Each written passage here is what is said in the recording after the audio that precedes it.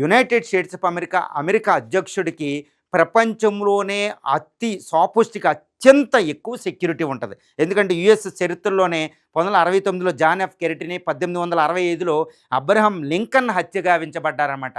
ఇంకా ఇద్దరు అధ్యక్షులు గాల్ ఫ్లీడ్ ఇలాగా. తర్వాత మార్టిన్ లూథర్ కింగ్‌ని. ఈ ఎక్స్‌పీరియన్స్‌తో డొనాల్డ్ ట్రంప్‌కి హ్యూజ్ సెక్యూరిటీ అండి. ఇప్పుడు ఇరాన్ థ్రెట్ వల్ల ఈయనకి ఎక్కువ సెక్యూరిటీ. కానీ ఇరానియన్ అధ్యక్షుడు కూడా ఇరానియన్ ఐఆర్‌జీసీ ఇరానియన్ ఫత్వా జారీ చేసినట్టు అమెరికా అధ్యక్షుడిని డైరెక్ట్‌గా టార్గెట్ చేసినట్టు తెలుస్తుంది. కొన్ని రోజుల క్రితమే ఆయన యుఎస్ కాలిఫోర్నియాలో అంటే ఫ్లోరిడాలో ఆయన ఫామ్ బీచ్‌లో ఆయన ఇంటికి ఆయన వెళ్ళే రిసార్ట్‌లోకి ఒక దుండగుడు ఎంటర్ అవ్వడం జరిగింది. అంటే ఏంటి, డొనాల్డ్ ట్రంప్‌ని డైరెక్ట్‌గా కైమాని టార్గెట్ చేసినట్టు తెలుస్తుంది. నువ్వు నన్ను టార్గెట్ చేయడం కాదు, నేను నిన్ను. అంటే ఒక దేశం పోట్లాడుకోవడం, ఒక యుద్ధం చేయడం చూసాం.